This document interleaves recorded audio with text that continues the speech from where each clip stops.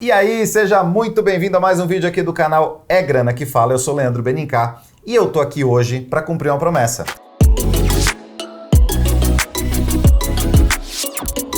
Lembra que no último vídeo eu falei que eu tava lá na Expert XP, que é o maior evento de investimentos do mundo, a maior feira de investimentos do mundo, e eu prometi que eu tinha feito muito contato bacana lá, que eu ia começar a trazer gente legal aqui pro canal? Pois então, eu tô com um cara muito legal aqui hoje, rapidinho, a gente não demora. Eu estou com ele aqui, Guilherme Bragança. Tudo certo, meu querido? Tudo certo. Bem-vindo à Grana Que Fala. Obrigado. Prazer ter você aqui. O Guilherme é da JGP, que é uma asset. O que é uma... Vamos começar explicando o negócio. O que é uma asset? Bom, acho bonito esse nome, tinha um monte de asset lá, né? É um nome lindo, né? Nome lindo, né? Bom, primeiro prazer, obrigado pela oportunidade. Uma asset é uma gestora de investimentos. Uma gestora. É um grupo de pessoas que tem muita experiência normalmente em fazer a gestão de investimentos financeiros.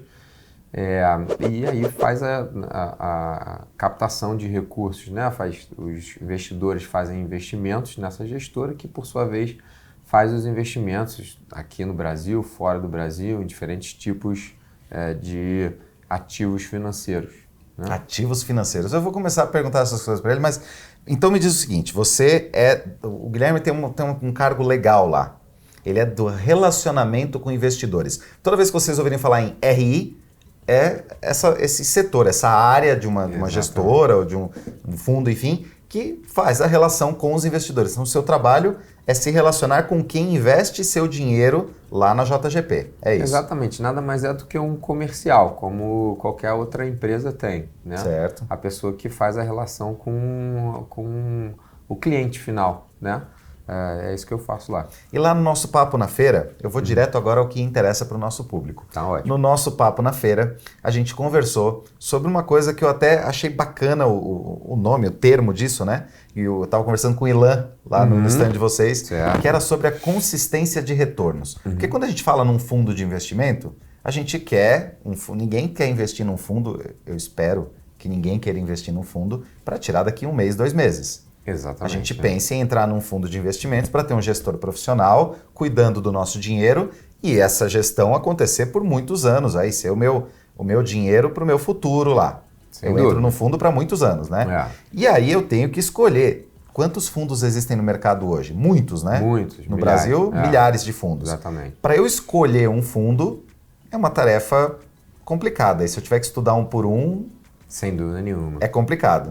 Então o meu assessor vai lá, eu estou lá, por exemplo, eu sou cliente da Messing, o meu assessor vem para mim e diz, Leandro, eu tenho aqui uns fundos para você escolher. Nós temos aqui o fundo A, o fundo B, o fundo C, o fundo D. O que você acha destes fundos aqui? São os melhores que eu selecionei. E aí o Ilan estava me falando de um termo bacana que eu achei legal. Consistência de retornos. Ele, poxa, procura por consistência de retornos. Não é o maior retorno, é quem tem retorno mais consistente. Falei, caramba, eu vou levar o Guilherme lá para a gente bater um papo sobre isso. Pois é. Então me explica, onde é que eu acho consistência de retorno? Existe um aplicativo para ver isso? Existe algum lugar que eu procure?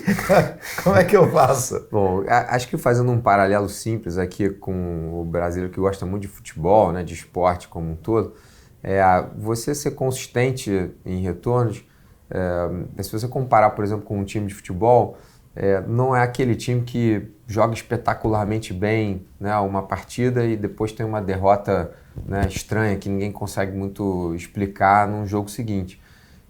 Um retorno consistente seria muito parecido com um time que consegue apresentar um futebol que às vezes não é tão bom, mas que ainda assim consegue, né, entregar o jogo ganho.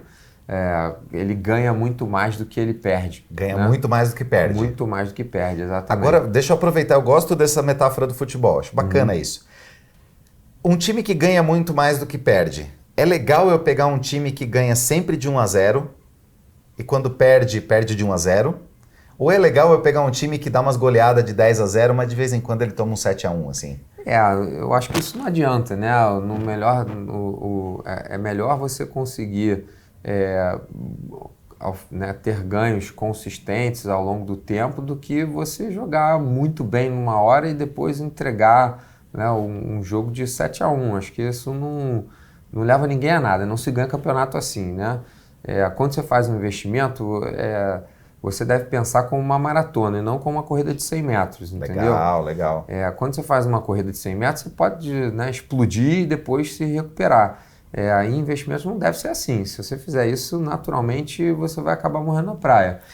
Então, o interessante é você conseguir, né, ter um ritmo ali que te permita ter boa performance, né, ao longo de um período mais longo, entendeu? Os fundos de investimento, os investimentos que são muito agressivos, ou depois a gente pode falar dessa palavra volatilidade depois, mas que são muito voláteis. Legal. Né?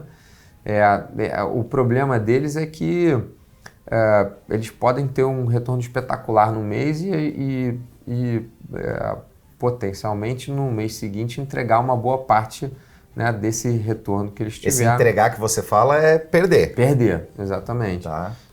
Na JGP a gente sempre busca a consistência. A gente tem inclusive um lema lá que mais do que crescer rápido, a gente quer crescer sempre. E o crescer quer dizer crescer os investimentos dos nossos clientes, né? Um cliente, quando investe na JGP, ele tem a intenção de ir crescendo ali ao longo do tempo, né? Conseguindo, assim, a gente entende o seguinte: o brasileiro é muito trabalhador, tem, né, um desgaste grande ao longo da vida dele para conseguir reunir aqueles recursos financeiros, né, para poder poupar o dinheiro dele. Tá.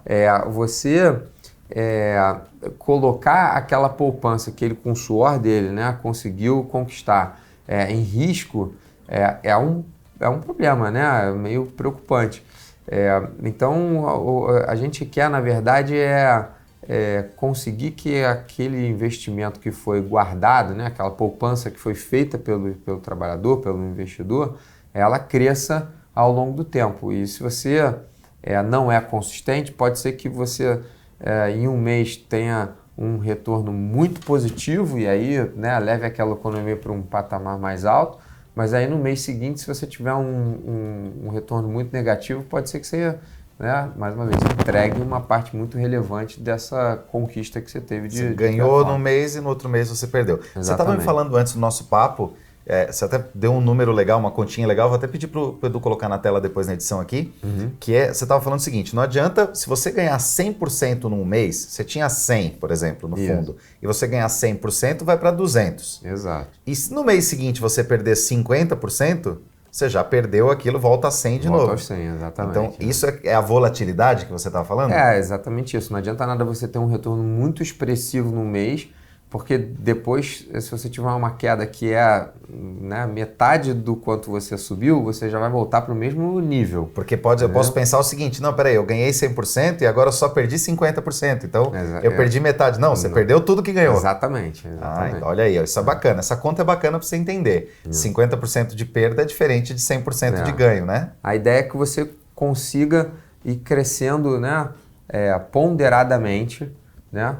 Compondo retorno em cima de retorno. Por isso que a gente fala em juro composto. Exatamente. Compondo esse retorno. Exatamente. Legal. E o nosso sócio principal tem uma frase muito interessante: não menospreze o poder do juro composto, né? A gente adora juro composto aqui no canal. Todo mundo é fã de juro composto aqui. Exatamente. Porque a gente sabe o poder que esse negócio tem a longo prazo.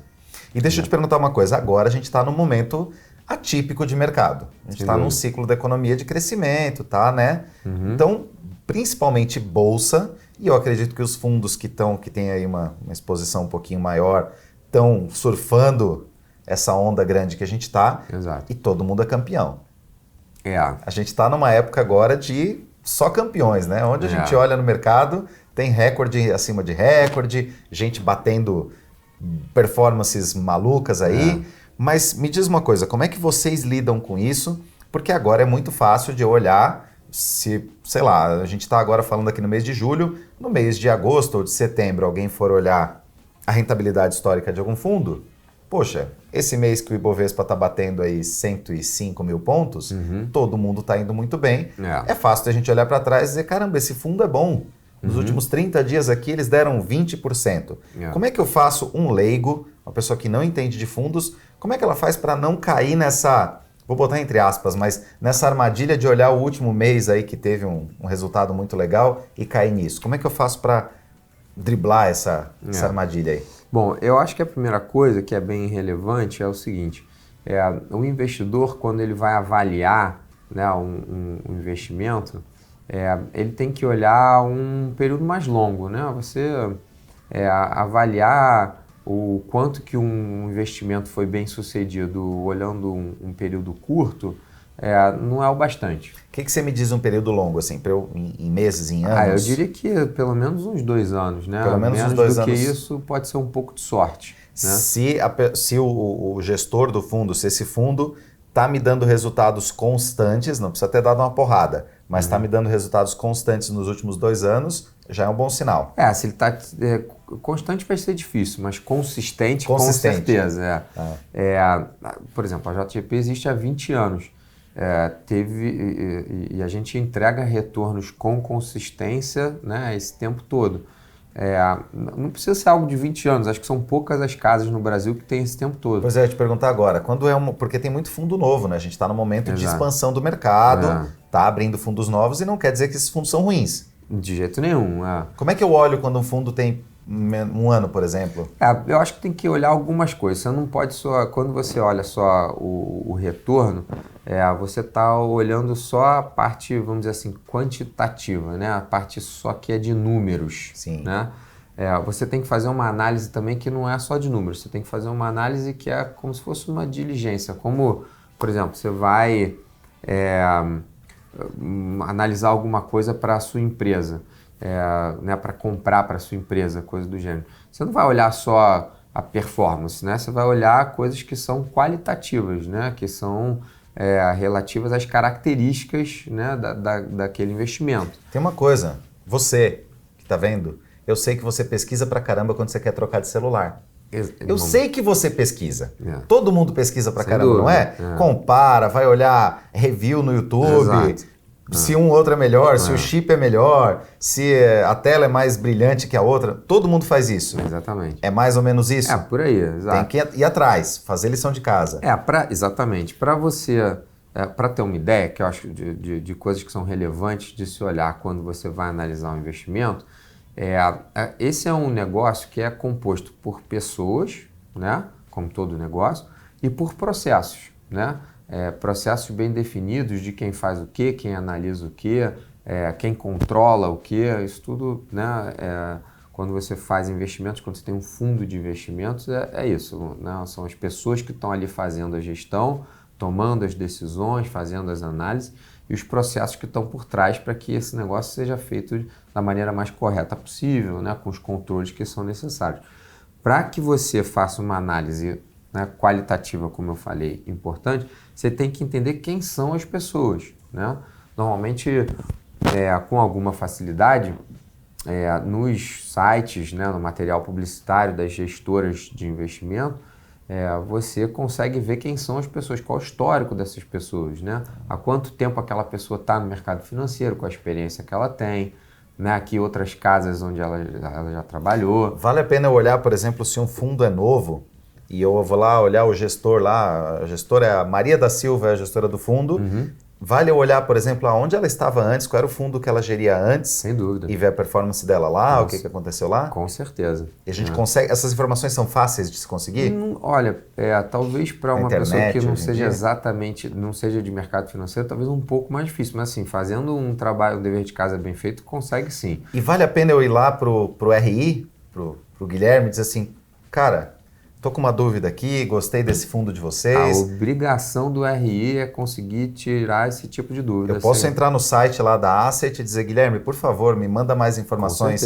sobre esse gestor, de onde ele veio antes. Com certeza. E o RI vai ter prazer de fazer isso para mim. Exatamente. Na JGP tem uma vantagem que é o seguinte, uma boa parte das pessoas que está lá há muitos anos. Então fica mais fácil. Fica mais fácil de explicar. Uma história simples de se vender, porque né, é muita gente, né, que é muito experiente e que está há muito tempo na própria JGP. Mas em outras casas, com certeza, a área de relações com investidores, ela te ajuda nesse sentido. Até eu quero falar um pouquinho da JGP depois, a gente tem uns nomes bem famosos aí por trás da empresa, né? Depois a gente vai falar disso. Mas vamos voltar lá, você estava falando então da gente estudar a parte qualitativa. Sem dúvida. A gente ir atrás daquilo que não pode ser visto muito fácil em números, né? Exatamente. Vale a pena ir atrás também da filosofia do gestor ou dos gestores do fundo? Com certeza Como absoluta. eles pensam, qual é a ideia deles sobre o que está acontecendo no mercado? Eu acho que é uma combinação de um monte de coisas, né? Assim, que não são tão complicadas assim, não. A primeira coisa é o seguinte, é você entender que tipo de investimento que você quer fazer, né?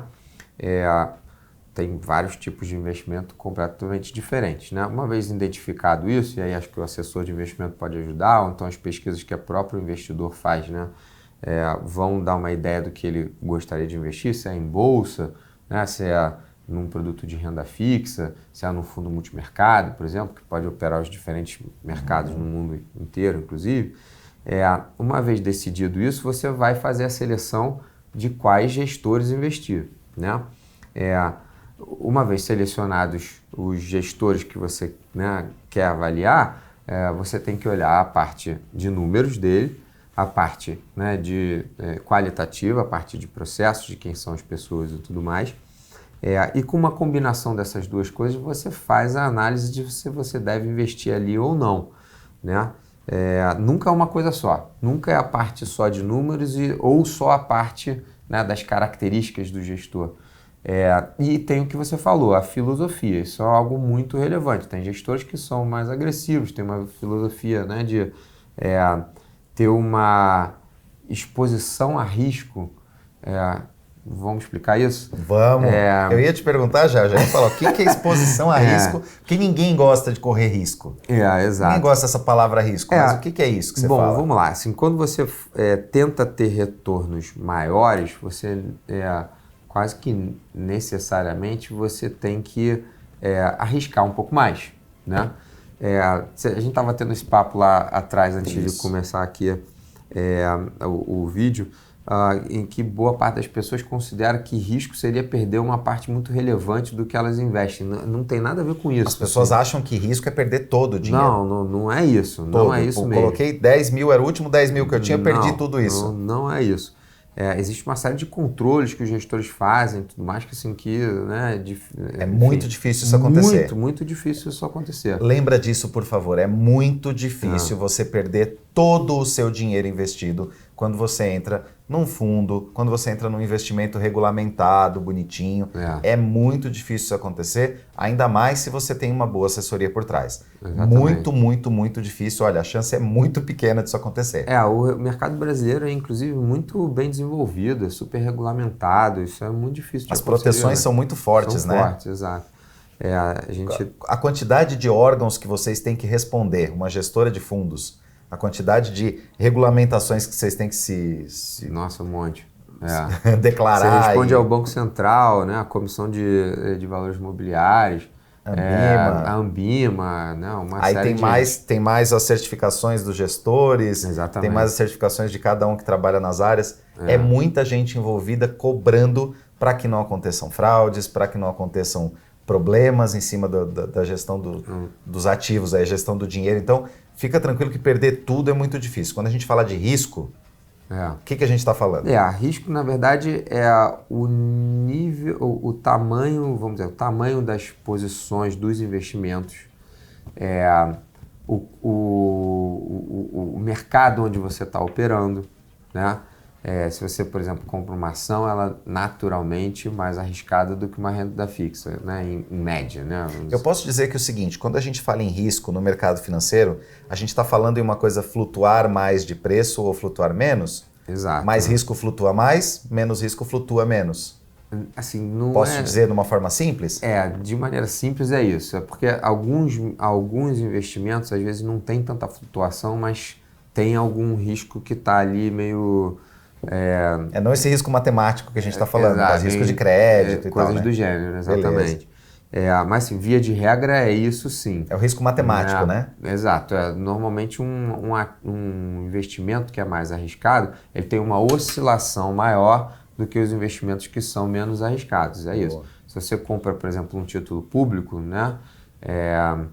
Um título pré-fixado, por exemplo. Pré-fixado é quando você, ao comprar, você já sabe qual é o rendimento que ele vai ter. Eu vou lá comprar, ele me diz, olha, dele. É 10% daqui a um ano. Você já sabe que é 10% um ano e pronto. Exatamente. Você comprou ele a 10, ele vai estar lá em 11 lá depois de um ano. Então, isso é um negócio menos arriscado se você comprar uma ação que tem a oscilação que acontece de acordo com o mercado, né, de ações. É meio que quase que uma variação de preços que acontece de acordo com demanda e oferta, né? E no fundo, como é que um gestor pode proteger isso? Olha, tem inúmeras maneiras de se proteger isso. Acho que a principal delas é sendo muito diligente, né? A diligência no sentido de estudar muito bem cada um dos investimentos que você faz. Para vocês terem uma ideia, na JGP a gente tem 12 gestores, a gente tem 9 analistas de ações, a gente tem 5 analistas de crédito, a gente tem 6 analistas que ficam responsáveis pelas análises macroeconômicas nossas, tanto aqui de Brasil quanto de China, Estados Unidos, né, e outros países. Então olha só deixa eu te interromper um segundinho. Quando eu pego o meu dinheiro, um pedaço lá do meu salário, e compro uma cota de um fundo da JGP, é como se eu estivesse contratando todas essas pessoas para trabalhar para o meu dinheiro. Exatamente isso. Mesmo se eu pegar, não sei quanto é a cota mínima do menor fundo de vocês lá, mas R$1.000 deve ser? R$5.000? Nas plataformas sim. Deve ser de 1.000 a 5.000, né? Uhum. Então, se eu pegar, por exemplo, R$5.000 e colocar lá, eu estou contratando todos esses profissionais para gerir esses meus R$5.000, analistas de crédito, analistas de mercado, nacional, exatamente, internacional, gestor do fundo, todo mundo trabalhando a meu favor. Todo mundo. Você tem uma série de pessoas super seniors, né, que a gente chama, né, qualificados, experientes, de formação muito boa, acadêmica, né, de passaram pelas melhores faculdades, pelas melhores pós-graduações e tudo mais. E essas pessoas também são muito experientes, estão há muito tempo em mercado financeiro, muito acostumadas a passar pelas diferentes circunstâncias de mercado, né? Isso é uma coisa de consistência que é relevante quando você vai analisar a performance de um fundo, né? O quanto que aquele fundo é bem sucedido ou não.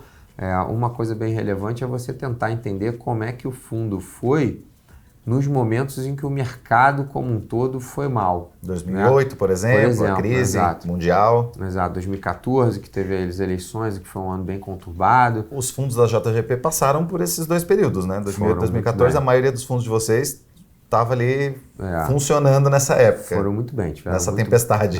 Exato. Vamos lá, fazendo mais uma analogia, como se um piloto lá de Fórmula 1, quando está o tempo seco, as condições normais de temperatura e pressão, todo mundo vai muito bem, pilota ali, legal, tá tudo certo. Na reta todo mundo anda bem. O que a gente costuma falar é que a gente consegue pilotar bem mesmo quando tá com chuva, quando tem óleo na pista. Mônaco na chuva. Exatamente. Aí que é bom. Acho que assim, os bons pilotos de verdade são os que conseguem dirigir bem, né, em diferentes circunstâncias de pista, que é muito, você trazendo para um paralelo de mercado financeiro, quando a bolsa, quando você tem uma direção muito clara, não necessariamente precisa ser a bolsa indo bem, o real se valorizando, os juros, né, ficando menores. É mais importante ter uma tendência clara. Pode ser uma tendência clara, inclusive negativa. Para baixo. Quando essa tendência é muito clara, normalmente os gestores vão bem. Agora, quando fica muito diferente, a bolsa sobe, depois cai, coisa do gênero, as incertezas, né? As incertezas aumentam muito, normalmente uma parte grande dos gestores não vai tão bem. Nessa hora, a JGP, até hoje, né, tem se destacado bem. Então, assim, é você conseguir navegar os diferentes mares, né? Quando está ali, né, muito lisa a água, todo mundo vai muito bem, mas aí começa a ficar muito revolto e tal, uns ficam para trás, uns, né, o barco vira e a gente tenda, né, mesmo nessas horas. Gostei das metáforas aí. Bacana.